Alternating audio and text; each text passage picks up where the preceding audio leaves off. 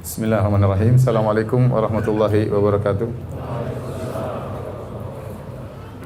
Alhamdulillahi ala ihsani wa syukru lahu ala taufiqihi wa amtinani wa asyhadu an la ilaha illallah wahdahu la syarika lahu ta'ziman li sya'ni wa asyhadu anna Muhammadan abduhu wa rasuluhu da'ila ridwani. Allahumma salli alaihi wa ala alihi wa ashabihi wa ikhwani. Hadirin dan hadirat yang dirahmati oleh Allah Subhanahu wa taala. Alhamdulillah, puji dan syukur kita panjatkan kepada Allah Subhanahu wa taala atas segala limpahan karunia yang Allah nikmat berikan kepada kita. Salawat dan salam semoga tercurahkan selalu kepada suri teladan kita, junjungan kita Nabi Muhammad sallallahu alaihi wasallam, dan juga kepada keluarganya serta seluruh sahabat beliau tanpa terkecuali. Pada pertemuan yang lalu kita telah menjelaskan tentang bagaimana kondisi Jaziratul Arab, tentang kerusakan-kerusakan yang terjadi baik dari sisi agama maupun dari sisi moral ya. Terlalu banyak ya, kesyirikan yang mereka lakukan. Demikian juga dari sisi moral mereka sangat bobrok, sebagaimana kita sebutkan di antaranya mereka suka berjudi, kemudian mereka suka minum khamar, sampai khamar itu adalah minuman yang jadi minuman kebanggaan mereka. Di antaranya mereka juga ya suka membunuh anak-anak mereka ya. Kalau anak mereka lahir perempuan ya mereka bunuh ya, karena mereka malu punya anak perempuan. Ini sudah saya sebutkan atau belum? Yang tentang anak perempuan? Belum ya.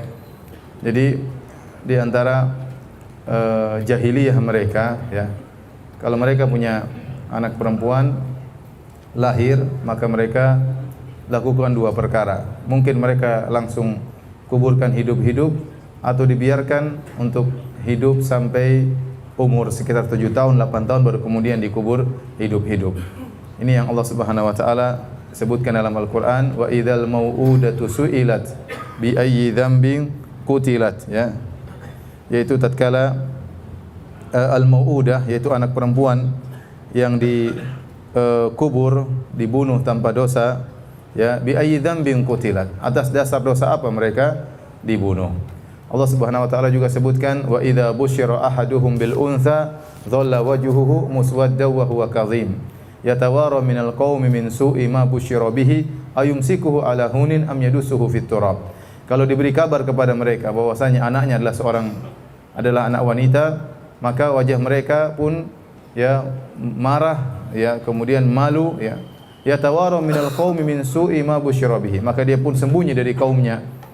Begitu buruk kabar yang dia dengar, ternyata anaknya perempuan. Ayumsikuhu ala hunin am yadussuhu fit turab. Apakah anak ini dibiarkan hidup sampai umur 7-8 tahun baru kemudian dibunuh, ataukah sekarang langsung dibunuh? Cuma dua pilihan, dibunuh langsung atau ditunda, dikuburkan hidup-hidup setelah umur 7 atau 8 tahun. Ini kebiasaan buruk yang sempat beredar di sebagian kabilah Arab. Tidak semua kabilah Arab, tapi sebagian kabilah Arab. Konon ya, timbulnya kebiasaan ini dikarenakan ada perseteruan di antara dua kabilah. Lantas salah satu kabilah kalah, kemudian anak perempuan dari kepala sukunya ditawan oleh kabilah yang lain. Kemudian hiduplah anak perempuan dari kepala suku ini di kabilah yang lain. Akhirnya suatu hari kepala suku ini ingin menebus anaknya, menebus putrinya. Ternyata putrinya tidak mau ditebus. Rupanya dia sudah jatuh cinta kepada salah seorang dari kabilah musuh tersebut. Maka sejak itu kemudian ayahnya, sang kepala suku, bersumpah, kalau saya punya anak perempuan lagi akan saya bunuh. Sehingga akhirnya setiap dia punya anak perempuan dia bunuh. Setiap dia punya anak perempuan dia bunuh, karena dia jengkel kepada putrinya yang tadi dianggap berkhianat. Maka jadilah ini sebagai kebiasaan di kalangan sebagian kabilah di Jazirah Arab. Dia di antara sebab. Di antara sebab yang kedua ya, karena kalau anak perempuan menurut mereka tidak ada faedahnya. Anak perempuan ya hanya menambah beban kehidupan, mencari makan bagi mereka sudah merepotkan. Yang kedua, kalau mereka pun besar tidak akan bisa memperkuat suku tersebut. Karena dahulu orang-orang Arab, kabilah-kabilah mereka sering terjadi pertikaian, saling perang-perangan, sehingga mereka membutuhkan pasukan yang banyak atau anggota yang banyak. Nah, kalau ternyata anaknya perempuan lagi, maka ini hal yang sangat memalukan. Sehingga jika dikabarkan anaknya perempuan, dia malu ya, maka dua yang dia lakukan, dia kuburkan tatkala itu langsung, begitu lahir langsung dikuburkan. atau dia tunggu sampai berusia 7 atau 8 tahun, dibiarkan setelah umur 7 atau 8 tahun anak wanita tadi dihias, kemudian dilepaskan dari ibunya dengan penuh kesedihan, dibawa oleh ayahnya, nanti di tengah padang pasir dilemparkan dalam sumur, dikubur hidup-hidup ya. Ini kebiasaan mereka orang-orang jahiliyah ya. Para hadirin dan hadirat yang dirahmati oleh Allah Subhanahu wa taala, tentunya ini adalah perkara yang sangat aneh ya. Namun itu pernah terjadi. Ini untuk bisa menggambarkan betapa rusak kondisi Jazirah Arab secara moral sebelum Nabi sallallahu alaihi wasallam diutus. Nah, masalah ya benci terhadap anak perempuan ternyata masih berlanjut sampai zaman sekarang. Sebagian orang benci atau malu kalau anaknya perempuan ya. Mungkin tidak sampai pada tahapan dibunuh ya. Tidak sampai tahapan tersebut ya. Tetapi begitu misalnya di USG ya, tadinya istrinya mengandung, dia senang sekali, istri saya mengandung, cerita ke sana sini. Tahu-tahu di USG ternyata anaknya perempuan, mulai berubah sikap terhadap apa? Istrinya. Mulai berubah sikap terhadap istrinya, mulai kurang disayang, mulai kurang dielus-elus lagi ya. Karena ketahuan dalam janin ternyata anaknya perempuan. Ini sebenarnya adalah tradisi jahiliyah. Tradisi jahiliyah yang masih berlanjut di sebagian kaum muslimin, benci terhadap anak perempuan ya. Islam melarang hal ini ya. Bagi Islam anak perempuan mulia sebagaimana anak lelaki juga mulia. Oleh karenanya kalau kita bahas tentang keutamaan anak perempuan tentu bahasanya akan lebih panjang lagi, tapi saya ingatkan ini di antara kebiasaan jahiliyah yang masih berlanjut sampai sekarang. Kalau tahu ada anak perempuan ya, maka dia benci kepada istrinya. Terkadang dia marah-marah kepada istrinya, apalagi anak pertama perempuan, anak kedua perempuan, anak ketiga perempuan lagi, anak keempat perempuan lagi, anak kelima perempuan lagi, dia poligami, anaknya lagi perempuan lagi. Jadi hal ini apa namanya? Ada tradisi jahiliyah ya. Jadi apa yang Allah berikan kepada kita, yahabu liman yasha'u inatsan wa yahabu liman yasha'u dzukur, aw yuzawwijuhum dzukranan wa inatsan wa yaj'alu man yasha'u aqima. Kata Allah, Allah memberi anugerah kepada sebagian orang anak-anak perempuan tok, kata Allah Subhanahu wa taala. Dan sebagian orang Allah beri anugerah hanya anak laki-laki saja. Dan sebagian orang au yuzawwijuhum dzukranan wa inatsan, sebagian orang punya anak laki-laki dan anak perempuan. Dan sebagian orang Allah tidak berikan anak sama sekali, mandul ya. Jadi semuanya, apakah anak kita perempuan semua ini anugerah dari Allah, anak laki-laki anugerah dari Allah, ada yang dua-duanya laki-laki perempuan anugerah dari Allah Subhanahu wa taala. Jadi saya ulangi, mereka tidak suka anak perempuan dari dua sisi. Anak perempuan ini tidak bisa memperkuat mereka, yang kedua hanya mempersulit kehidupan mereka. Laki-laki disuruh kerja ya, kemudian cari nafkah, membantu mereka, bisa digunakan untuk ikut serta dalam berperang. Anak perempuan repot sehingga mereka akhirnya membunuh anak perempuan. Bagi mereka anak perempuan adalah anak yang hina. Karenanya tradisi yang lain juga dari sisi benci terhadap anak perempuan, ada juga tradisi jahiliyah yang masih berlanjut sampai sekarang, yaitu tidak ingin punya anak karena takut tidak bisa kasih makan. Tidak ingin punya anak karena takut tidak bisa kasih makan. Kata Allah Subhanahu wa taala, "Wala taqtulu auladakum khasyata imlaq. Nahnu narzuquhum wa iyyakum." Janganlah kalian membunuh anak-anak kalian karena takut tidak bisa kasih rizki, takut miskin. Nahnu narzuquhum wa iyyakum. Kamilah yang memberi makan kepada anak-anak kalian dan juga kepada kalian. Jadi Allah menjelaskan dalam ayat ini, tidak boleh seorang kemudian membatasi anak, tidak mau melahirkan, tidak ingin punya anak karena takut miskin, takut tidak bisa rezeki kepada anak tersebut, takut anak tersebut mengambil jatah dia, maka ini adalah kebiasaan jahiliyah. Kebiasaan jahiliyah. Maka jika ada di antara kita yang kemudian tidak mau punya anak banyak, sebabnya karena takut tidak bisa kasih makan, itu adat jahiliyah, bentuk suudzon, berburuk sangka kepada Allah Subhanahu wa taala. Tapi beda misalnya dia ingin mengatur kelahiran atau menjarangkan kelahiran dengan sebab yang lain, bukan karena takut tidak bisa kasih makan, maka itu lain perkara. Tapi pembicaraan kita tentang orang yang tidak mau punya anak banyak karena takut tidak bisa kasih makan ya, maka itu adalah bentuk berburuk sangka kepada Allah Subhanahu wa taala, dan itulah adat jahiliyah ya. Dan kalau antum ke Eropa, ya antum akan lihat ya perbedaan antara orang Islam dengan orang-orang Eropa ya. Orang-orang Islam ya, misalnya saya pergi ke taruhlah ke Amsterdam atau ke Australia, ya orang-orang Indonesia, orang-orang Islam Masya Allah anaknya banyak ya. mereka berjalan bawa anak 2, 3, 4 ya, kemudian dorong pakai kereta bayi, dalam mobil anaknya rame-rame. Beda dengan orang-orang non-muslim. Orang non-muslim ya, enggak ada anak yang dibawa ya. Yang dibawa anjing, yang dibawa apa? Anjing ya. Jadi hampir-hampir mereka, banyak di antara mereka tidak mau nikah. Banyak di antara mereka tidak mau nikah. Banyak di antara mereka sudah menikah tidak mau punya anak ya. Kenapa? Ada bentuk ya, anak itu merepotkan, kemudian nanti kalau sudah besar tidak tahu berterima kasih, durhaka dan macam-macam. Ya, adapun orang-orang Islam ya, banyak mereka punya anak, bahkan di negara-negara Eropa mereka punya anak, populasi mereka cepat sekali tumbuh dan berkembang. Karena mereka husnudzon kepada Allah Subhanahu wa taala, meskipun mereka tinggal di negara non muslim dan mereka minoritas, punya anak banyak enggak ada masalah. Toh rezeki tetap berjalan. Rezeki tetap berjalan. Makanya benar pepatah orang, banyak anak banyak rezeki. Banyak anak banyak rezeki itu benar, karena setiap anak sudah dijamin rezekinya oleh Allah Subhanahu wa taala. Saya bertanya kepada para hadirin Bapak-bapak sekalian.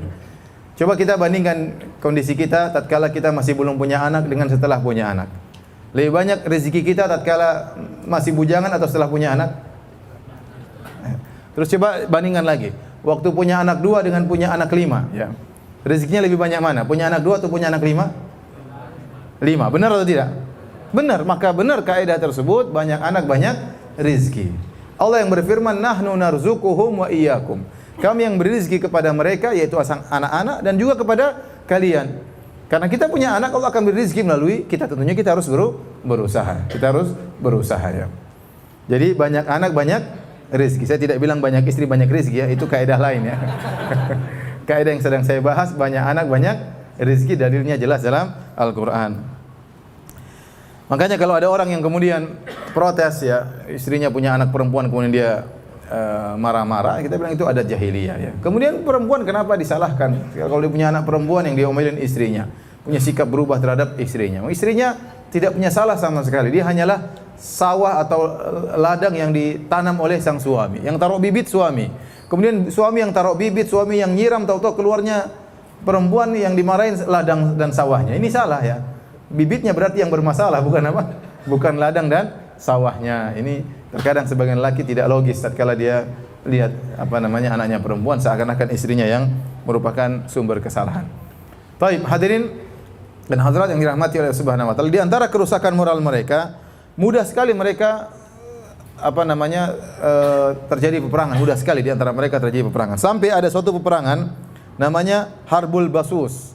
Harbul Basus ini peperangan yang terjadi di antara dua kabilah, bertahun-tahun, puluhan tahun, ribuan orang tewas dalam peperangan tersebut, korban peperangan tersebut, sebabnya gara-gara seekor onta. Gara-gara seekor onta yang disebut dengan Al-Basus ya. Jadi onta tersebut ya kemudian dibunuh oleh salah seorang dari kabilah yang lain. Akhirnya pemilik onta, seorang wanita pun marah, lapor kepada kabilah satunya, kabilah dia, akhirnya terjadi peperangan, perang saudara puluhan tahun dan memakan korban ribuan orang gara-gara seekor onta ya. Demikian juga ada perang namanya Dahis wal Ghabra. Ini juga perang diakibatkan pacuan kuda ya. Juga sama, memakan korban begitu banyak gara-gara pacuan kuda, kemudian satu main curang, akhirnya dua kabilah pun yang bersaudara saling bertempur, saling bunuh-bunuhan puluhan tahun hanya gara-gara dua ekor kuda yang saling berpacu. Jadi ini adalah hal-hal yang konyol yang menunjukkan mereka sangat mudah naik pitam sampai akhirnya bunuh-bunuhan di antara mereka, perang-perangan gara-gara hal yang sepele. Ini menunjukkan rusaknya moral mereka. Namun meskipun orang-orang Arab dahulu memiliki moral yang sangat buruk ya, tetapi ada akhlak-akhlak mereka yang mulia juga. Ada akhlak-akhlak mereka yang mulia juga ya. Oleh karenanya Nabi SAW bersabda dalam hadisnya, innama bu'ithu liutammima makarimal akhlak. Kata Nabi, sungguhnya aku ini diutus untuk menyempurnakan akhlak yang mulia. Sungguhnya aku diutus untuk menyempurnakan akhlak yang mulia. Artinya hadis ini, orang-orang Arab itu sudah punya akhlak yang mulia, tinggal disempurnakan lagi oleh Nabi SAW. Di samping ada moral mereka yang rusak, tapi mereka memiliki akhlak yang mulia yang disempurnakan oleh Nabi SAW. Di antara akhlak orang-orang jahiliyah yang mulia, di antaranya mereka suka memuliakan tamu. Mereka suka memuliakan tamu ya. Disebutkan bahkan kalau ada tamu datang kepada mereka dan mereka tidak punya harta kecuali seekor kambing yang mereka miliki, mereka harus memotong kambing tersebut dalam rangka memuliakan tamu, ya. Bagaimana adat mereka yang luar biasa dalam memuliakan tamu, ya. Dan setahu saya adat ini masih berlaku sampai sekarang selama saya hidup di Madinah, ya. Kalau kita sudah diundang makan sama orang Arab, orang Saudi, luar biasa. Pasti penjamuannya pasti luar biasa, ya. Nggak mungkin diundang kemudian makan sayur asam, itu nggak mungkin, ya. Pasti kambing guling, pasti sudah luar biasa, ya. Ya, sebagian teman cerita diundang oleh seorang syekh di rumahnya. Biasanya kalau diundang mereka pakai muqaddimah pembukaan, dikasih kue, dikasih ini, kemudian cemilan-cemilan, kemudian teman ini kira diundang cuma makan ini, makan banyak-banyak, ya. Dia makan banyak-banyak, kawan mahasiswa di Universitas Madinah. Dia makan, ternyata dia sudah kenyang, baru kemudian kajian intinya keluar. Ayam, kata dia, waduh saya nggak tahu, sudah terlanjur apa? Kenyang, ya. Padahal mereka punya tahapan, pertama ini, biasanya korma, kemudian apa, kemudian kedua baru makan, kemudian ketiga, dan begitu kebiasaan mereka rata-rata seperti itu, ya. Ini kebiasaan ini sudah ada sejak zaman jahiliyah, memuliakan tamu. Kemudian di antara akhlak mereka yang mulia adalah keberanian yang luar biasa. Mereka memiliki sifat berani yang luar biasa, ya. Mereka berduel, ya, berhadapan, perang, luar biasa. Ini kebiasaan orang-orang Arab, ya.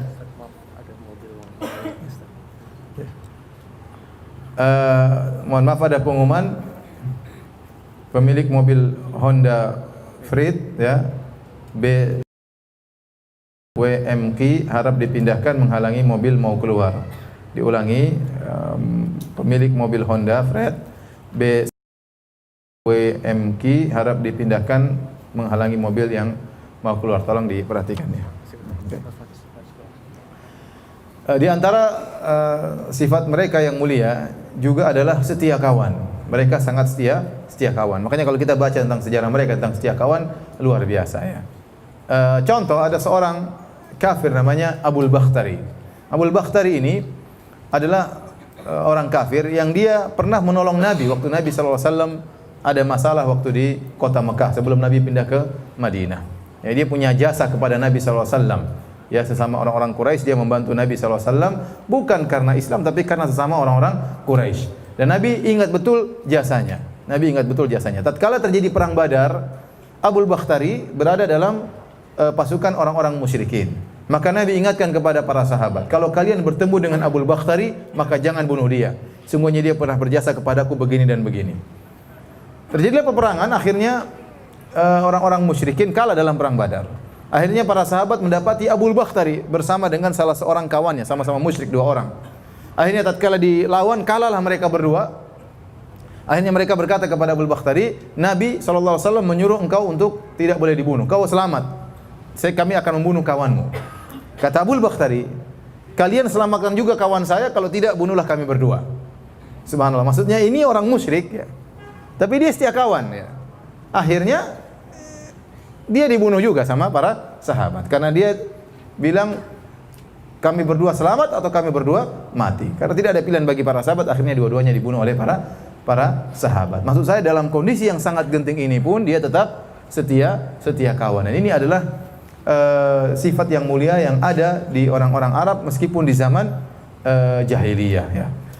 Taib, di antaranya adalah kedermawanan, ya, sebagaimana disebutkan dalam banyak sejarah mereka. Sebagaimana telah kita sebutkan pada pertemuan lalu tentang Amr bin Luhai al-Khuzai yang luar biasa dermawannya, ya, menyembelih onta dibagi-bagikan kepada jemaah haji.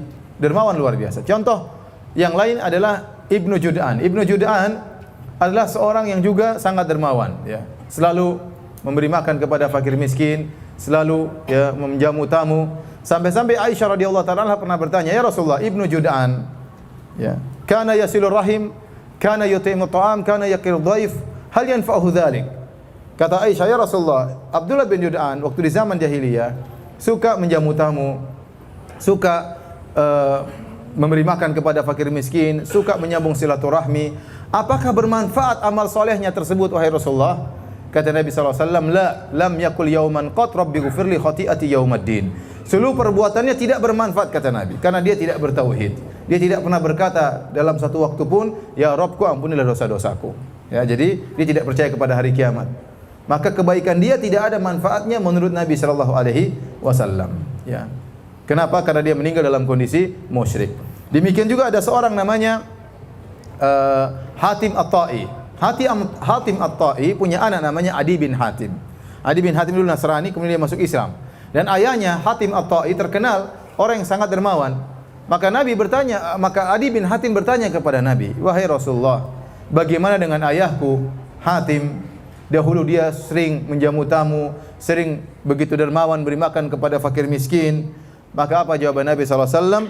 "Inna abaka talaba amran fa asabahu." Kata Nabi, ayahmu dahulu di zaman jahiliyah, dia melakukan itu semua karena mencari sesuatu. Dia ingin ketenaran, dia ingin disebut-sebut, dia riya. Fa asabahu. Dan apa yang diinginkan tersebut dia dapatkan. Jadi dia orang terkenal. Artinya Nabi mengatakan tidak ada manfaat bagi dia. Karena dia beramal soleh tersebut bukan karena Allah Subhanahu wa taala, ya. Jadi ini dalil menunjukkan bahwasanya ya orang-orang musyrikin kalau mereka berbuat baik ya, kemudian niatnya bukan karena Allah Subhanahu wa taala, maka tidak bermanfaat apa yang mereka lakukan tersebut. Mereka akan mendapatkan balasan di dunia. Ya, seperti tadi Hatim atau ingin dapat pujian, ingin dapat sanjungan, maka Allah berikan. Tetapi di akhirat tidak mendapatkan apa-apa. Ya. Ada orang musyrik berbuat baik, kita bilang dia akan dapat balasannya di dunia. Ya, tetapi di akhirat dia tidak dapat apa-apa karena dia meninggal dalam kondisi ya berbuat syirik kepada Allah Subhanahu wa taala. Ya. Taib, demikian kira-kira kondisi masyarakat di Jazirah Arab sebelum diutusnya Nabi Muhammad sallallahu alaihi wasallam. Demikian juga kondisi sebagian negara adidaya di luar Jazirah Arab. Yang jadi contoh adalah Persia dan Romawi. Karena dua negara inilah yang disebutkan oleh Allah Subhanahu wa taala dalam Al-Qur'an. Kata Allah, "Gulibatir Rum fi adnal ardi wa hum min ba'di ghalabihim sayaghlibun." Kata Allah, telah dikalahkan bangsa Romawi, yaitu dikalahkan oleh Persia di negeri yang terdekat, dan mereka sesudah dikalahkan itu akan mengalahkan Persia kembali. Jadi Allah memberi isyarat tentang Romawi dan Persia sampai ada surat namanya surat Ar-Rum, yaitu surat negeri Romawi ya. Ar-Rum maksudnya negeri Romawi ya. Dua negeri ini adalah dua negeri adidaya yang berada di sekitar Jazirah Arab ya. Dan juga dalam kondisi sangat rusak tatkala itu. Moral mereka sangat rusak. Oleh karenanya Allah Subhanahu wa taala berfirman, "Kitabun anzalnahu ilaika litukhrijan nasa minadh-dhulumati ilan nuri bi'izni rabbihim ila siratil azizil hamid." Kata Allah Subhanahu wa taala, kitab yang kami turunkan kepada engkau yaitu Al-Qur'an agar engkau mengeluarkan manusia minadh-dhulumat, dari kegelapan-kegelapan yang bertubi-tubi, yang bertumpuk-tumpuk, ilan nur, menuju jalan yang terang benderang. Jadi manusia tatkala itu benar-benar berada dalam kegelapan, dalam kerusakan. Adapun Romawi ya. Romawi, maka para ulama menjelaskan Romawi adalah negara yang sangat besar tatkala itu, ya sampai luasnya mencapai 3/4 benua Eropa, dan mereka menganut agama Nasrani ya. Dan secara garis besar Romawi tatkala itu menjadi dua, terbagi menjadi dua. Pertama Romawi Barat, ibu kotanya adalah Roma, dan penduduknya mayoritasnya beragama Nasrani Katolik. Kemudian Romawi Timur, ibu kotanya adalah Konstantinopel ya, dan penduduknya kebanyakan beragama Nasrani Ortodoks. Dan waktu diutusnya Nabi SAW sebagai seorang nabi, Romawi Barat sudah tumbang, tinggal Romawi Timur. Tinggal Romawi Timur yang dipimpin oleh Heraklius, ya. Adapun Romawi Barat sudah tumbang. Dan kedua Romawi ini yang terpecah menjadi dua ini sering bersengketa. Mereka saling bersaudara, agamanya sama tapi saling perang-perangan di antara mereka ya. Dan kerusakan moral sangat luar biasa ya. Waktu di zaman mereka terjadi korupsi yang luar biasa, kemudian kezaliman yang luar biasa, kemudian pernikahan sangat mahal tatkala itu sehingga mereka lebih senang berzina daripada menikah karena beratnya urusan pernikahan. Kemudian di antara buruknya moral mereka sering ya melakukan perbudakan, dan budak-budak yang mereka miliki terkadang diadu dengan hewan. Mereka punya arena, semacam arena, kemudian mereka kumpul di arena tersebut, kemudian mereka nonton, misalnya budak berkelahi dengan budak ya. Kemudian budak disuruh lawan hewan, berkelahi melawan singa, melawan macan, dan ini mereka nonton dengan penuh kesenangan. Ini menunjukkan moral yang sangat buruk dari orang-orang Romawi.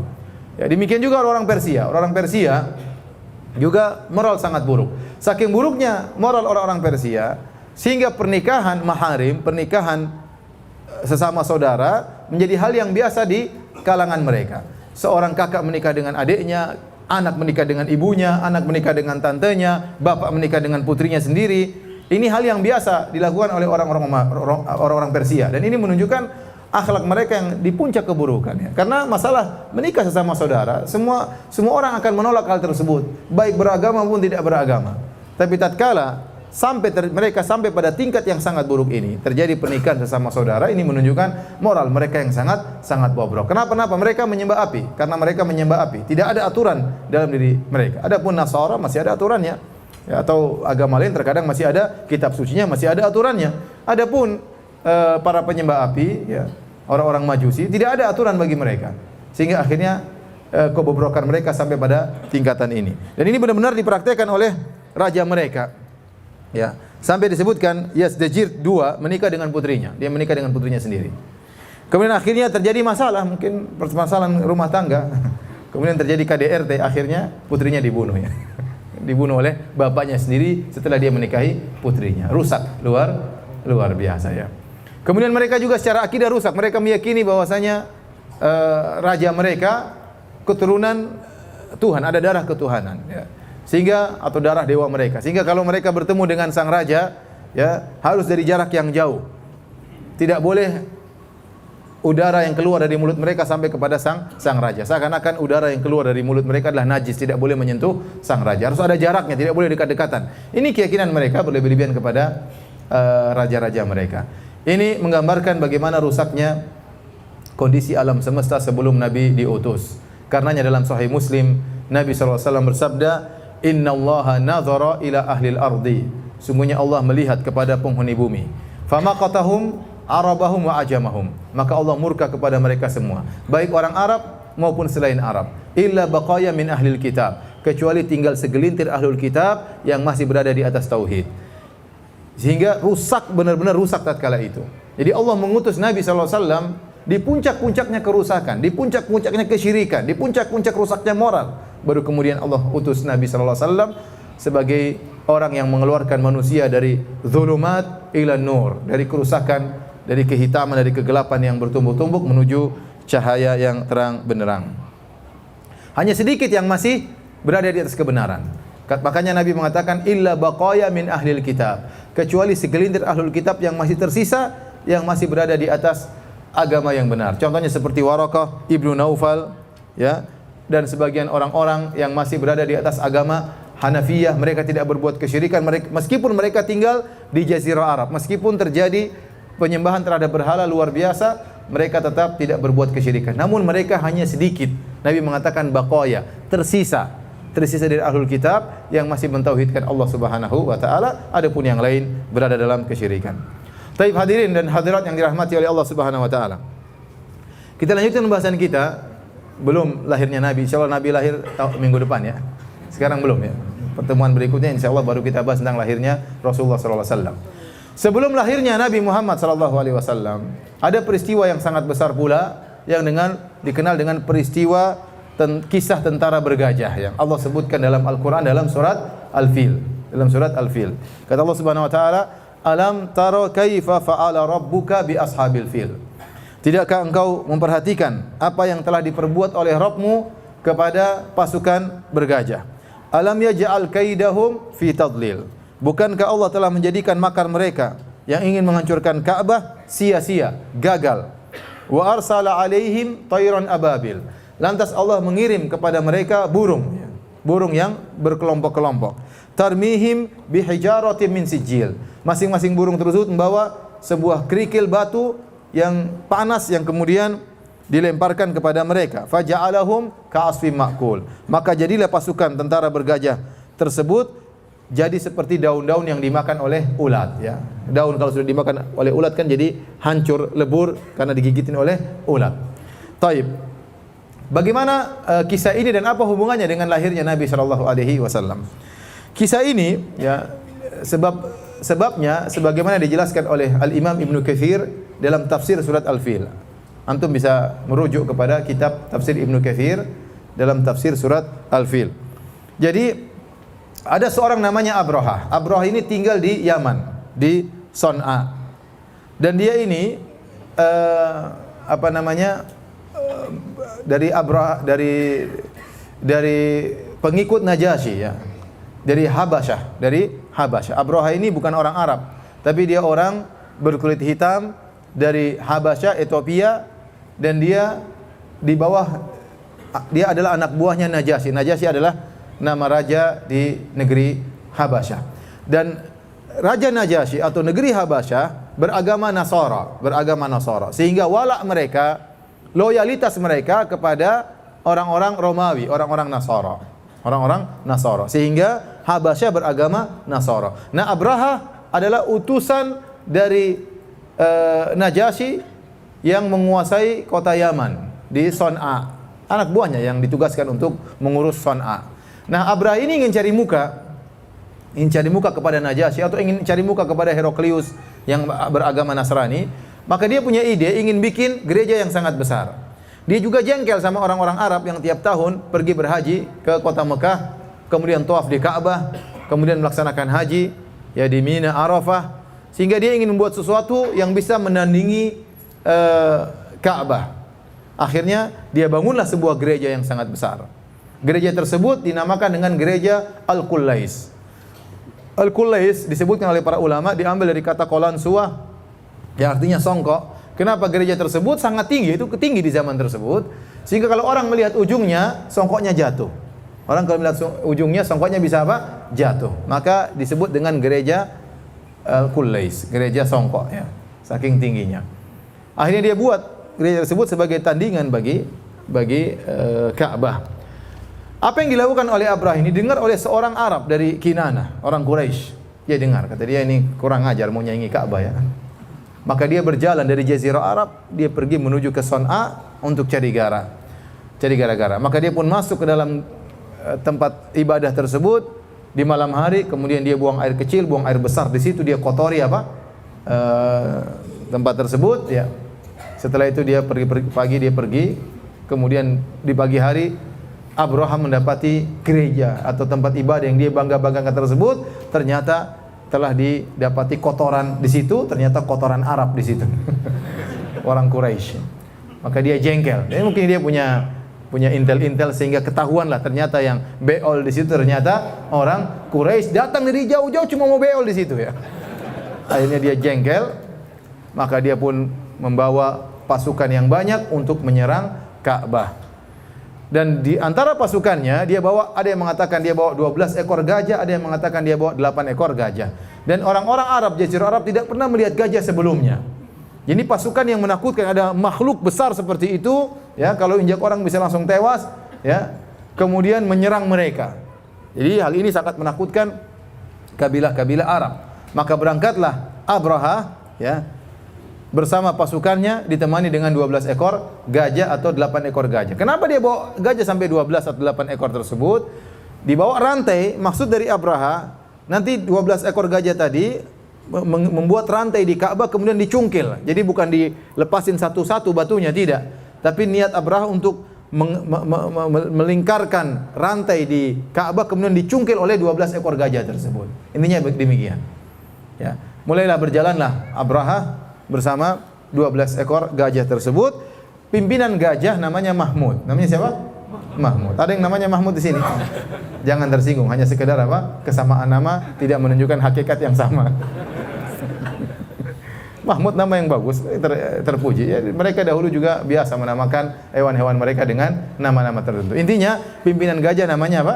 Mahmud. Taib, maka masuklah Abraha melewati Jazirah Arab. Dilewatilah satu kabilah demi kabilah. Terjadi perlawanan. Sebagian kabilah melawan karena semua kabilah di Arab mengagungkan Ka'bah. Karena saya katakan ya bahwasanya mereka berhaji, mereka juga umrah meskipun Islam belum ada. Karena mereka masih menganggap namanya haji adalah tradisi dari nenek moyang mereka. Tradisinya Nabi Ismail, tradisinya Nabi Ibrahim alaihissalam, pengagungan terhadap Ka'bah, kebanggaan mereka ada Ka'bah. Tiap tahun mereka berhaji. Ya, meskipun mereka berhaji dengan kesyirikan, tapi pengagungan terhadap Ka'bah ada dalam hati-hati mereka. Sehingga waktu Abraha datang dengan pasukannya, terjadilah perlawanan dari sebagian kabilah. Tapi semuanya kalah. Setiap dia melewati satu kabilah dilawan, kalah. Semuanya kalah. Terus dia maju sampai akhirnya mendekat ke Mekah, sampai mendekat ke Mekah. Ya. Waktu sudah mendekat, sudah masuk areal Mekah, dia buat camp di situ. Dia buat camp di situ. Kemudian tatkala dia buat camp di situ, tiba-tiba Abdul Muttalib, kakek Nabi SAW, ingin bertemu dengan Abraha. Dan Abdul Muttalib ini seorang yang sangat karismatik, orangnya berwibawa, ya, gagah. Abraha tadinya duduk di singgasananya.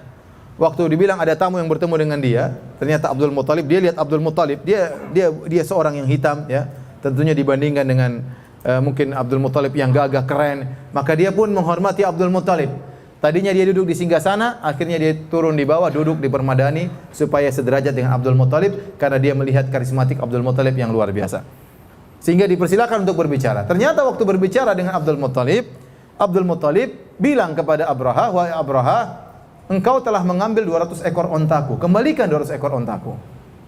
Abraha kaget, kata Abraha, "Tadi waktu sebelum kita berbicara, saya lihat engkau adalah seorang yang hebat, ya, engkau berkarismatik. Saya pikir kau datang untuk membela Ka'bahmu. Ternyata kau ngurus ontamu, ya. Ka'bah tidak kau urus."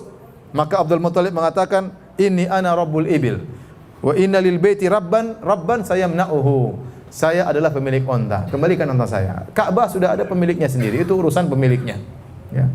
Akhirnya Abraha mengembalikan onta-onta Abdul Muttalib, dan Abdul Muttalib mengingatkan, sungguhnya walil Ka'bah rabbun yahmiha.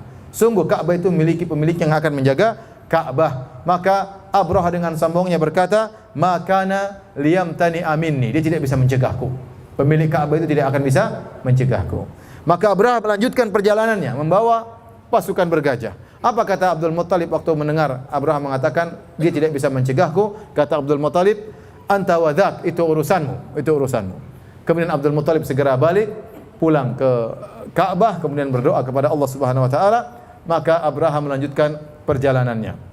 Dan dia sempat berkata, ya, dia berkata dengan kesombongan, dia berkata, "Ukhbirtu bihadzal baiti alladzi la yadkhulu ahadun illa amin, faji'tu ukhifu ahlahu." Saya dengar tentang Ka'bah ini, tentang Mekah, katanya kalau ada orang masuk di Mekah pasti aman, tidak ada yang berani ganggu. Penduduknya merasa tentram di kota Mekah. Saya datang untuk memberi ketakutan kepada penduduk kota Mekah. Jadi dia sombong dan angkuh. Ya. Kemudian akhirnya dia bawa gajahnya, ya. Tatkala mendekati Ka'bah sudah semakin dekat, tiba-tiba gajah-gajah yang dia bangga-banggakan tersebut berhenti, tidak mau jalan. Mahmud tidak mau jalan, ya. Dan gajah-gajah lain juga tidak mau jalan. Maka Abraha bingung, ya, ini kenapa tidak mau jalan? Kalau dibelokkan ke kiri jalan, dibelokkan ke kanan jalan. Kalau suruh mundur lebih cepat lagi jalannya. Suruh maju menuju Ka'bah tidak mau. Bisik-bisikin pawangnya datang tidak mau. Mahmud tidak mau gerak. Kalau Mahmud tidak mau gerak, yang lain juga tidak mau gerak. Akhirnya mereka kebingungan. Tatkala mereka sedang gelisah tersebut, tiba-tiba datang sekelompok burung-burung yang membawa kerikil atau batu yang melemparkan batu tersebut kepada mereka. Kata Ikrimah, beliau berkata, "Annaha kanat tayran khudran kharajat minal bahri laha ru'usun ka ru'usis siba." Burung-burung tersebut berwarna hijau, keluar dari laut, ya mungkin dari Jeddah, dari mana, ya. Kemudian lehernya seperti binatang buas. Setiap burung tersebut membawa kerikil yang panas, kemudian dilemparkan kepada pasukan Abraha. Toiran ababil, ababil maksudnya berkelompok-kelompok. Bukan nama burungnya burung ababil, ya, jangan salah. Ya, ini burung apa? Burung ababil, bukan. Ababil maksudnya berkelompok-kelompok. Kemudian mereka pun, burung-burung tersebut melemparkan kerikil tersebut mengenai pasukan Abraha. Ada di antara mereka yang langsung tewas tatkala itu. Ya. Dan di antara mereka ada yang tidak langsung tewas, tapi begitu terkena batu tersebut, mereka ditimpa dengan penyakit gatal yang luar biasa, sehingga mereka menggaruk-garuk tubuh mereka sampai lepas kulit-kulit mereka. Dalam riwayat disebutkan, "Fama baqiya minhum ahadun illa akhadhatul hakkah atau hikkah fakana la yahqu ahadun minhum jildahu illa tasaqat lahmuhu." Tidak seorang pun yang terkena dengan lemparan batu tersebut kecuali ditimpa dengan gatal yang luar biasa, sehingga kalau mereka menggaruk tubuh mereka pasti lepas daging dan lepas kulit mereka. Sebagian mereka tewas seketika, adapun Abraha tidak langsung tewas. Maka dia menderita rasa gatal, kemudian dibawa lari menuju ke kampungnya, kembali ke Son'a. Terus dia berjalan dibawa ke sana, dan tatkala dalam perjalanan tubuhnya preteli, ya, preteli bahasa Jawa, ya. Preteli kalau bahasa Jawa kan? terlepas sedikit demi sedikit. Jarinya lepas, jarinya lepas, jarinya lepas, tangannya lepas, kupingnya lepas, hidungnya lepas, lepas sampai akhirnya tiba di Son'a, jantungnya keluar tewas agar mereka lihat inilah orang yang hendak merusak Ka'bah ya. Dari sini tatkala terjadi peristiwa tentara dihancurkannya pasukan tentara bergajah ini mengangkat wibawa kaum Quraisy, mengangkat wibawa kaum Quraisy. Kenapa? Ternyata mereka tidak punya andil dalam melawan Abraha dan pasukannya, tapi mereka dimenangkan oleh Allah Subhanahu wa taala. Dan Allah punya hikmah di balik ini, kata para ulama. Ini salah satu tanda-tanda lahirnya Nabi sallallahu alaihi wasallam. Karena Allah mengangkat suku Quraisy tatkala itu. Karena dalam suku Quraisy ada siapa? Ada Muhammad sallallahu alaihi wasallam.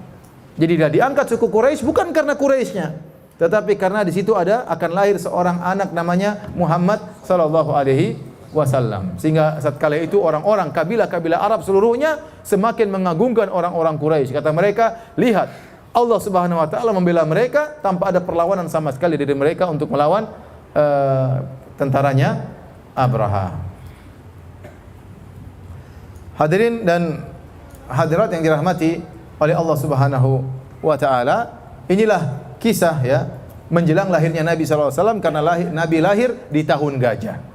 Karena peristiwa ini begitu besar sampai dijadikan penanggalan oleh orang-orang Arab, disebut dengan tahun gajah, Amul Fil, yaitu tahun di mana pasukan bergajah dibinasakan oleh Allah Subhanahu wa taala, sehingga dijadikan tanggal pelanggaran, sehingga tanggal tertentu.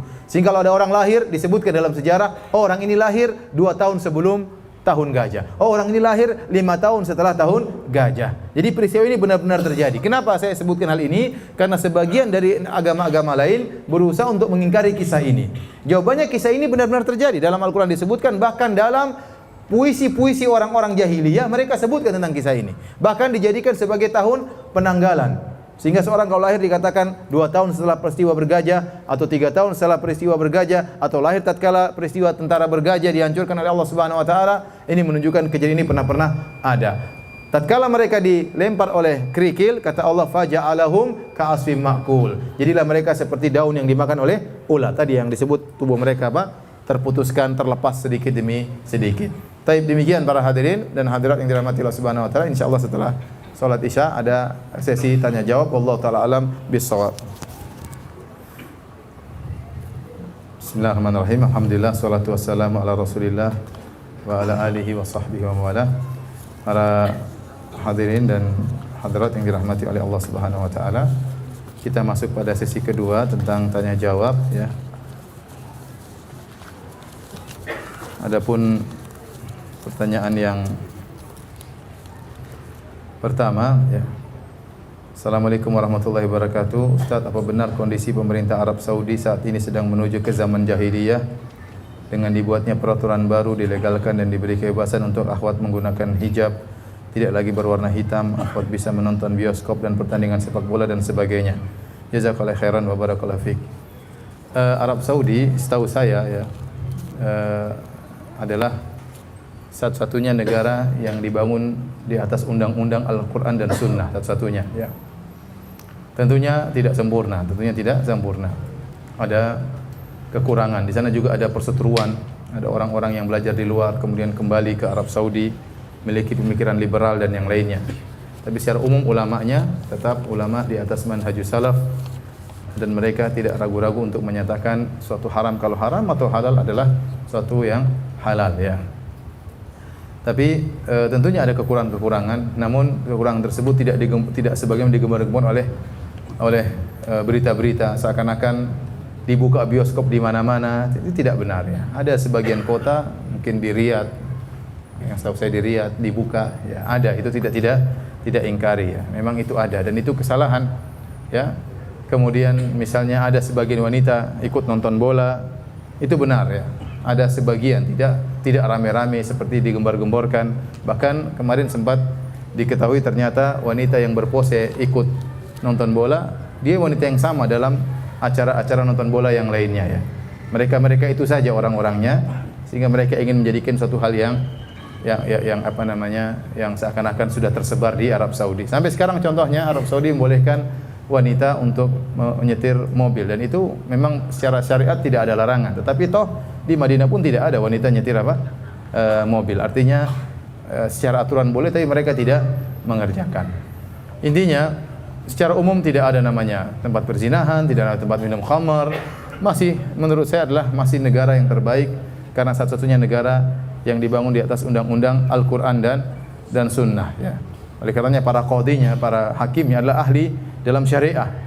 Kalau saya pergi ke kantor pengadilan, di situ letakkan buku-buku para ulama, karena mereka mengambil hukum dari buku-buku para ulama. Adapun kekurangan yang ada itu tidak kita ingkari, ya. Tentunya mungkin kita kasih uzur. Mungkin kalau saya boleh memberi uzur kepada pemerintah Arab Saudi, mungkin dia punya politik tersendiri menghadapi tekanan global dari berbagai macam negara luar. Mungkin dia menempuh kemudaratan yang lebih ringan dalam rangka menolak kemudaratan yang lebih besar. Kita tidak tahu, ya.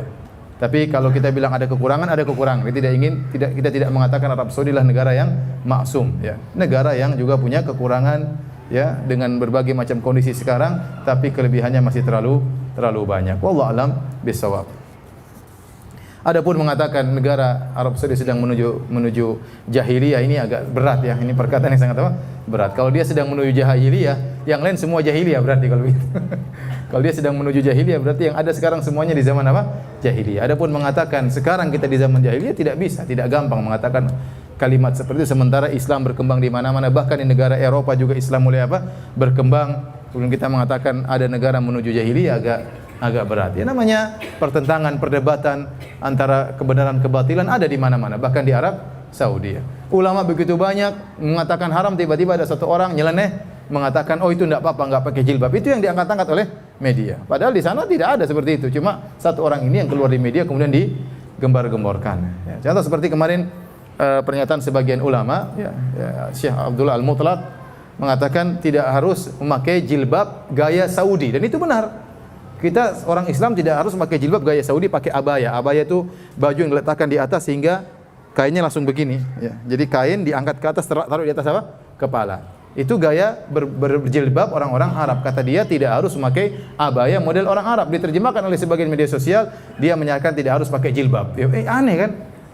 Padahal tidak harus berjilbab dengan model gaya orang Arab Saudi, dan tidak ada ulama yang mengatakan harus berjilbab dengan model Arab Saudi, ya. Yang penting menutup aurat, yang penting syaratnya dipenuhi, kemudian menutup aurat, tidak membentuk tubuh, anggota tubuh, tidak tembus pandang, maka sudah sah jilbab tersebut. Tidak memakai pakaian yang sangat menarik perhatian, maka sudah sah jilbab tersebut, sudah syar'i. Tidak harus berwarna hitam, tidak harus memakai model seperti modelnya orang Arab. Tapi diterjemahkan di sebagian media, pangeran atau ulama mengatakan tidak mengapa tidak pakai jilbab. Ini tentunya jauh dari apa yang kita kenal dari kerajaan Arab Saudi. Saya ingatkan kembali, jadi Arab Saudi mereka juga berhak untuk berpolitik, dan mereka juga punya kekurangan, tidak sempurna, ya. Tetapi kebaikan mereka masih jauh lebih banyak. Mengapa Islam diturunkan di Jazirah Arab, padahal Romawi dan Persia juga rusak akhlak masyarakat? Ini sudah kita sebutkan di awal pengajian, ya. Kalau bisa kembali kepada kajian seri pertama, ya. Jika anak wanita dibunuh, bagaimana kabilah Arab melanjutkan pernikahan? Ya, sebagian dibunuh, sebagian tidak. Sebagian dibunuh, tidak semuanya dibunuh.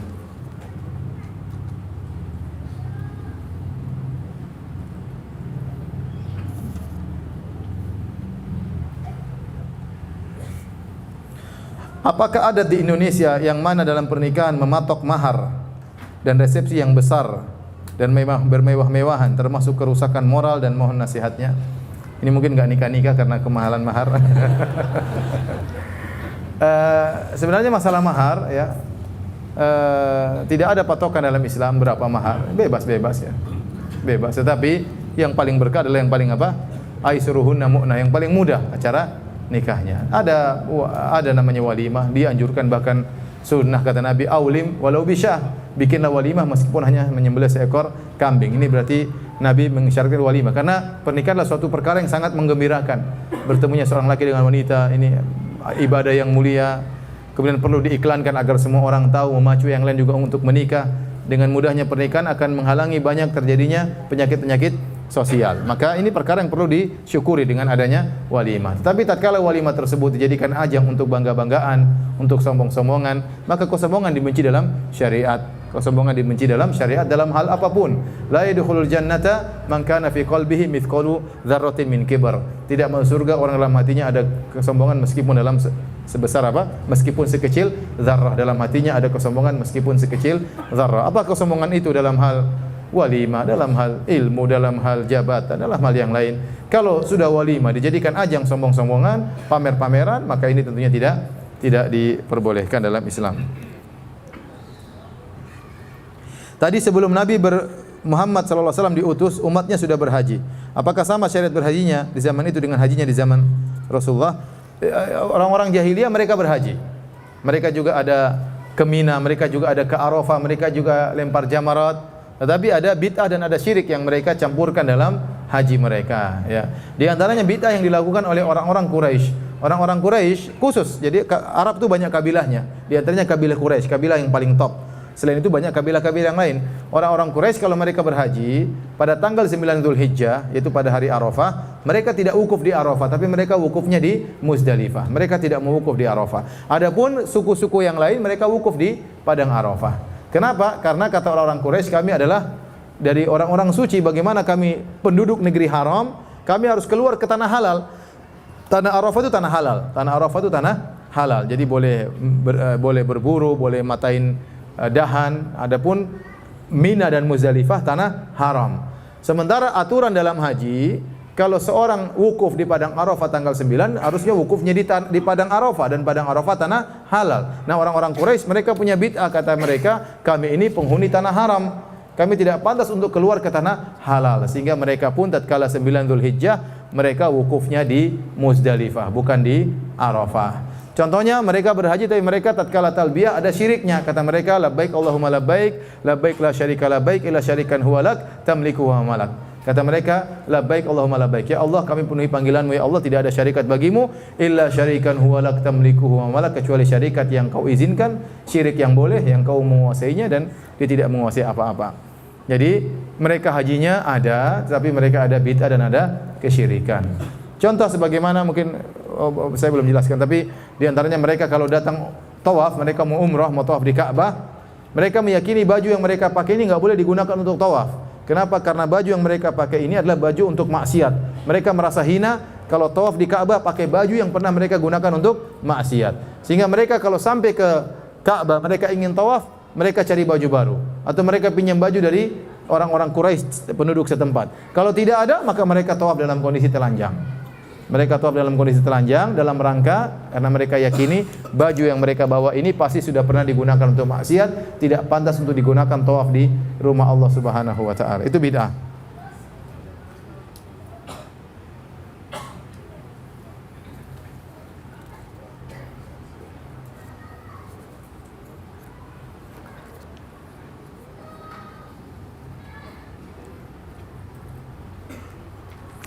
Ana pernah merantau ke luar negeri selama 2 tahun dan selama 2 Ramadan ana tidak pernah berpuasa karena pekerjaan ana terlalu berat sehingga ana tidak mampu untuk berpuasa. Apakah ana harus mengqadhanya atau membayar denda, dan apakah kepergian ana termasuk musafir? Mohon penjelasannya.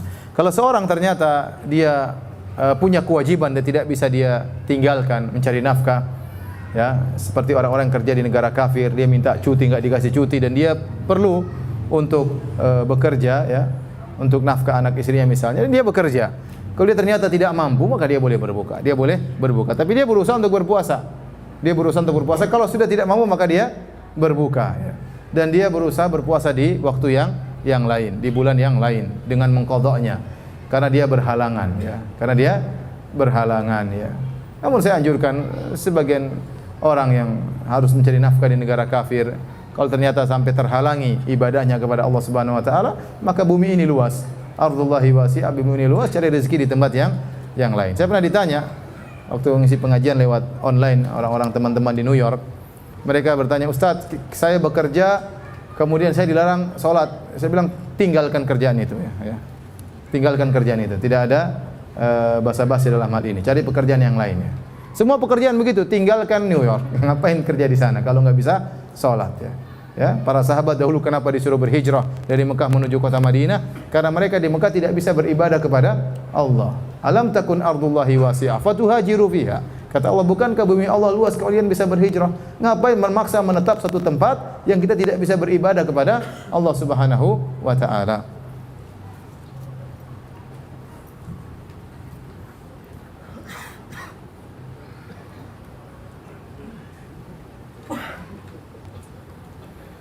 Manhaj salaf dalam berdakwah adalah mendahulukan tauhid. Bagaimana hukumnya datang ke kajian sirah namun belum maksimal dalam kajian tauhid? Ya kajian dua-duanya. Kajian dua-duanya. Al-Qur'an itu isinya tauhid dan penyempurnanya. Penyempurna tauhid sebagaimana dijelaskan oleh Ibnu Qayyim banyak. Hukum-hukum juga itu penyempurna tauhid. Bagaimana Anda mentauhidkan Allah kalau Anda tidak mengerti hukum-hukum? Ya, hukum ini, hukum Anda harus belajar juga supaya Anda bisa beribadah kepada Allah dengan benar. Bukan ke tauhid beribadah kepada Allah, tapi tidak pernah belajar fikih terus gimana? Ya. Ya, Al-Quran itu harus dibaca semuanya, bukan cuma ayat-ayat yang menyuruh untuk tauhid tok, paham? Al-Quran seluruhnya isinya tauhid. Jangan dipahami secara terlalu sempit.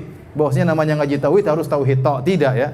Tauhid penting, tapi banyak hal yang harus juga kita pelajari. Pelajari adab, pelajari hukum, pelajari fikih, pelajari sirah ya. Semua sebagaimana manhaj salaf, mereka tidak ngajarin tauhid tok, paham? Mereka ngajari juga yang lainnya. Tetapi konsentrasinya tentunya adalah tauhid. Nanti kita akan bahas masalah sirah pun banyak saya masukkan tentang masalah tauhid ya. Tadi saya jelaskan bahwasanya orang yang baik seperti Hatim At-Ta'i tadi ternyata amalnya tidak diterima. Kenapa dia tidak bertauhid kepada Allah Subhanahu wa taala? Tadi saya sebutkan ada mereka juga berhaji, mereka berumrah tapi ternyata dicampur dengan kesyirikan. Jadi, jangan kita salah paham dengan plek bahwasanya ngaji tauhid berarti harus kita tauhid tok, yang lainnya tidak dikaji. Ini enggak benar ya. Ini enggak benar. Ini salah paham. Muamalah ya. Kalau kita enggak ngerti tentang muamalah, terjerumus dalam riba. Bagaimana mentauhidkan Allah dengan baik sementara kita melakukan apa? Riba. Bagaimana mengagungkan Allah dengan baik sementara kita tidak paham tentang riba. Jadi semua dipelajari meskipun konsentrasi tauhid tentu lebih besar karena masyarakat kita masih banyak yang belum ngerti tentang masalah tauhid. Tapi semuanya dibahas. Semuanya dibahas. Islam itu sempurna ya. Islam itu sempurna. Dan ini yang dilakukan di Saudi juga. Di Saudi bukan kajian kitab tauhid saja. Antum coba kalau masuk di Masjid Nabawi, kitab tauhid. Nanti pembahasan masalah fikih, masalah bahkan fikih mazhab Syafi'i, ada fikih mazhab Hambali, ada kajian sirah, ada kajian banyak kajian-kajian. Ada kajian adab, ada kajian. Bukan berarti kalau ngaji tauhid berarti harus kitab tauhid tok ya. Saya pun ngajar kitab tauhid, kajian rutin. Saya juga ada sirah, saya juga ada fikih ya. Saya juga ada kajian kitabul adab ya. Karena Al-Qur'an harus dibahas seluruhnya. Paham? Jangan salah paham, jangan cuma disangka namanya tauhid tok ya. Oleh karenanya para hadirin hadirat yang hati Allah Subhanahu wa taala, kalau ada ustaz yang bahas yang lain tidak perlu kita nyinyir, enggak perlu kita sindir ya. Ada ustaz misalnya pakar dalam muamalah, penting atau tidak? Atau enggak usah ngaji kitab tauhid aja. Yang ngaji muamalah enggak usah, enggak benar berarti. Yang ngaji tauhid ngaji muamalah juga. Yang salah kalau ngaji muamalah tok tidak pernah ngaji tauhid, ya itu salah. Ya. Ustaz itu enggak pernah bahas tauhid ya, ustaz itu sudah mencukupkan ustaz yang lain bahas tauhid. Kalau semua ustaz bahas tauhid, kemudian siapa yang bahas muamalah? Siapa yang bahas masalah adab? Siapa yang bahas masalah fikih, menikah, fikih cerai? Siapa yang bahas? Yang antum saja enggak ngerti masalah fikih cerai. Cerai istri enggak ngerti, ternyata sudah talak 3, enggak paham. Ya. Siapa yang bahas fikih poligami? Akhirnya poligami ngawur ya. Siapa yang bahas? Ngaji tauhid terus gimana bahas fikih poligami? Paham? Jadi semuanya dibahas ya. Riyadhus Shalihin perlu dibahas enggak? Perlu. Al-Quran perlu dibahas enggak? Ya, Al-Quran itu ayatnya banyak tentang hukum, tentang fikih, tentang akhirat, tentang hari kiamat, tentang macam-macam. Jadi Ibnu Qayyim rahimahullah mengatakan Al-Quran Islam seluruhnya tauhid. Ada tauhid secara langsung to the point tauhid, ada penyempurna tauhid. Di antara penyempurna tauhid masalah hukum-hukum harus dimengerti karena ini adalah penyempurna tauhid. Terus menjelaskan tentang penghuni surga, menjelaskan tentang penghuni neraka jahanam. Ini semua berkaitan dengan tauhid.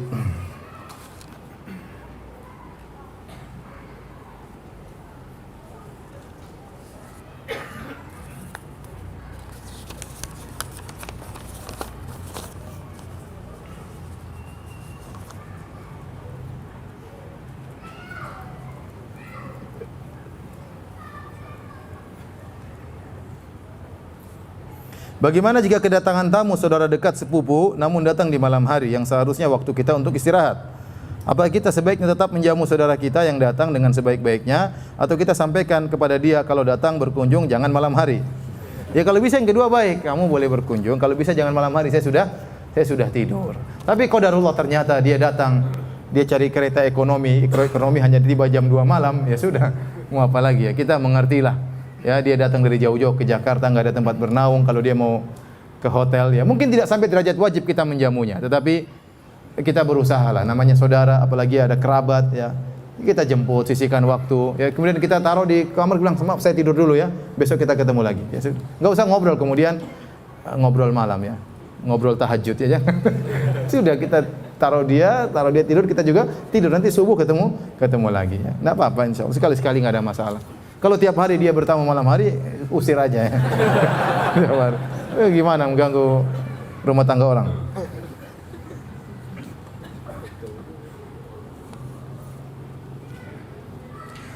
Tadi disebutkan bahwasanya sebagian orang-orang Quraisy berdoa tatkala mereka bersandar di Ka'bah. Disebut dalam sebagian riwayat mereka demikian, mereka beri Ka'bah kemudian mereka berdoa. Apakah mereka berarti bertauhid? Tidak ya. Mereka jangankan mereka berdoa, mereka berhaji atau tidak? Jangan cuma berdoa, mereka juga tawaf, mereka juga apa? Berhaji. Tapi apakah mereka kemudian otomatis berhaji jadi orang Islam? Jawabannya tidak. Meskipun mereka berhaji, mereka di atas apa? Kesyirikan. Apa yang biasa dilakukan Nabi saat remaja? Nabi aja belum lahir, Mas bahas remajanya. Sebentar. Masih ke depan nanti kita belajar ya.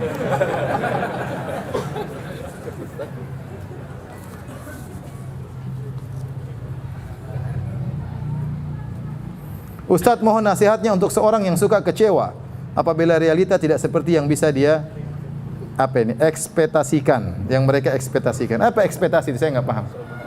Apa? Apa? Oh, harapkan. Ya ikhwan, di dunia ini ya ada hal-hal yang sesuai dengan keinginan kita dan banyak yang tidak sesuai dengan apa? Keinginan kita. Contoh, bukankah setiap kita, mohon maaf, ingin punya istri yang seperti Siti Khadijah, iya atau tidak? Iya atau tidak? Tapi apakah istri kita seperti Siti Khadijah?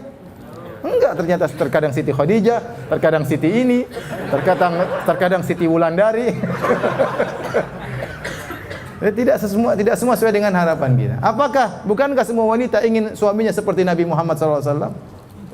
Tidak semuanya seperti Nabi. Terkadang seperti Nabi, terkadang Abu Jahal, terkadang keras kepala, terkadang baik, ya begitu. Jadi tidak ada yang sempurna. Sempurna cuma di akhirat. Ya. Makanya Allah alam di antara hikmah kenapa tidak ada yang sempurna di dunia, agar kita senantiasa merindukan apa? Akhirat. Agar kita tahu bahwasanya nikmat yang sempurna hanyalah di surga. Di dunia enggak ada yang sempurna. Teman aja tidak ada yang sempurna. Teman kita sangat baik tapi terkadang dia mengecewakan kita. Ya, itu kita alami. Ya, terkadang saat kita lagi butuh-butuhnya dia tidak hadir atau dia minta uzur untuk tidak menolong kita. Padahal di saat-saat kita membutuhkan dia. Tapi bukan berarti teman tersebut akhirnya kita tinggalkan, kita musuhin, enggak. Kita tidak ada yang sempurna. Kita lihat selama yang mendominasi adalah kebaikan, maka tetap kita berteman dengan dia. Kalau kita selalu berharap apa yang kita inginkan tercapai, enggak akan mungkin. Maka saya nasihatkan kepada sang penanya ya, atau orang yang sedih selalu ternyata mendapati perkara yang tidak sesuai dengan harapan dia, bersabar. Demikianlah kehidupan dunia ini ya. Jangankan Anda yang mungkin orang biasa, raja saja ya. Saya tanya sama antum, apakah Raja Salman hafizahullah selalu mencapai apa yang dia harapkan? Belum tentu. Presiden, apakah presiden selalu tercapai yang dia harapkan? Belum tentu. Bisa jadi lebih pusing daripada kita ya. Oleh karenanya, tidak semua yang kita harapkan selalu pasti terwujudkan ya. Dan kalau kita sudah berusaha, terlebih kita sudah istikharah, sudah musyawarah, sudah berusaha, ternyata Allah mentakdirkan sesuatu, yakinlah itu yang terbaik. Yakinlah itu yang terbaik.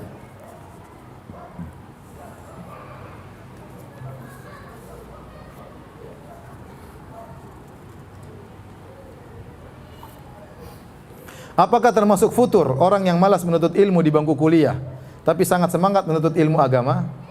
Karena saya sangat malas mengerjakan skripsi. Tapi semangat mengikuti kajian sunnah. Ya, ente sudah kuliah, sudah dibiayai oleh orang tua. Ya. Kita sebagaimana, anggap saja ente sedang bekerja. Anda coba kalau kerja di kantor malas-malasan cuma ikut kajian sunnah, Anda akan dipecat sama bos ya. Kalau sudah dipecat, akhirnya susah juga ngaji. Akhirnya cari kerja yang lain, susah dapat duit, susah juga ngaji. Sampai di rumah diomelin sama istri, repot ya. Jadi hidup penuh dengan kegelisahan. Jadi kalau tatkala Anda sudah dibiayai sama orang tua untuk kuliah, maka kuliah dengan baik. Ini amanah dari orang tua. Ya, kerjakan skripsi dengan baik, waktunya ngaji yang baik. Jangan jadikan ngaji ini sebagai alasan untuk malas bekerja. Salah. Jangan jadikan ngaji ini sebagai malas untuk nulis apa? Skripsi ya. Ya kalau Anda mau keluar dari awal seperti saya, sejak awal keluar. Saya pindah banting setir, kuliah agama, nggak ada masalah. Yang penting saya masih kuliah ya. Tapi kalau kuliah nggak beres, ngaji juga nggak beres, repot ya. Ustadz juga nggak jadi, pedagang juga nggak jadi. Saya ulangi, jangan jadikan ngaji ini sebagai alasan untuk tidak bekerja.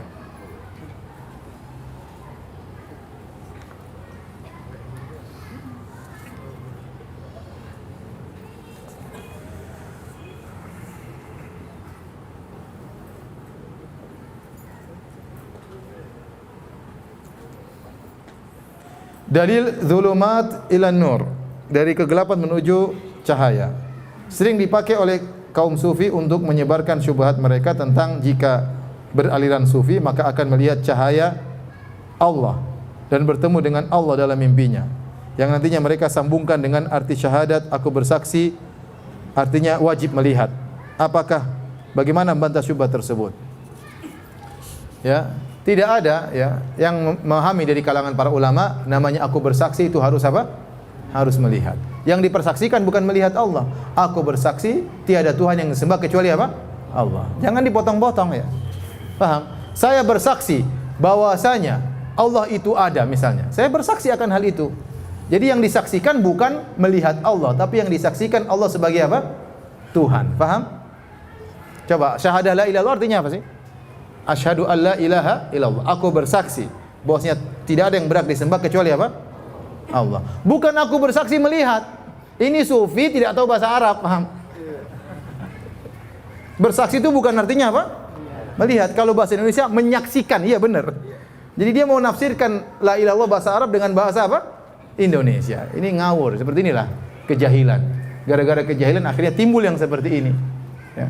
Padahal namanya bersaksi itu bukan melihat, tapi mempersaksikan, membenarkan ya bahwasanya tidak ada yang berhak disembah kecuali apa? Allah ya. Kalau saya bilang apa namanya? Saya bersaksi bahwasanya 3 lebih banyak daripada 2 misalnya. Apakah saya lihat? Saya tidak lihat, tapi itu sesuatu yang saya saksikan. Artinya saya membenarkan. Artinya saya membenarkan. Ini contoh karena di antara kerusakan yang timbul sering menafsirkan sesuatu yang tidak pakar bahasa Arab, akhirnya mengartikan sesuatu dengan bahasa dia sendiri. Akhirnya timbullah penyimpangan seperti ini. Ya. Kalau ternyata bersaksi artinya harus melihat, semua orang banyak yang kafir kalau begitu. Antum pernah lihat Allah enggak?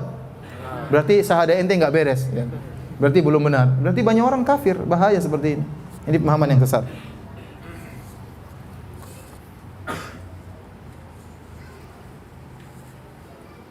Ustaz, apakah termasuk jahiliyah kalau kita takut tidak bisa mendidik anak, apalagi dalam hal agama? Seorang berusaha mendidik anaknya, apalagi di zaman sekarang, dengan sebaik-baiknya. Dia didik di rumah, diajarkan yang baik-baik, dia contohkan yang baik-baik. Masalah hidayah di tangan Allah Subhanahu wa taala. Seorang kalau sudah berusaha, dia punya hujah di hadapan Allah, ya Allah saya sudah berusaha. Dan usaha kita mendidik anak, apakah anak kita menjadi baik atau tidak, usaha kita tetap berpahala. Adapun dia baik atau tidak urusan Allah Subhanahu wa taala. Nabi Nuh alaihissalam berusaha mendidik anaknya 1000 tahun atau 950 tahun, ternyata anaknya tetap aja kafir. Tapi apakah Nabi Nuh alaihissalam dicela oleh Allah Subhanahu wa taala? Jawabannya tidak. Tetap saja dipuji oleh Allah Subhanahu wa taala. Yang penting kita berusaha. Demikian para hadirin hadirat kajian kita pada kesempatan kali ini. Insyaallah kita lanjutkan pada kesempatan yang lain. Kita buka majelis. Subhanakallah bihamdik asyhadu an la ilaha illa anta astaghfiruka wa atubu ilaik. Assalamualaikum warahmatullahi wabarakatuh.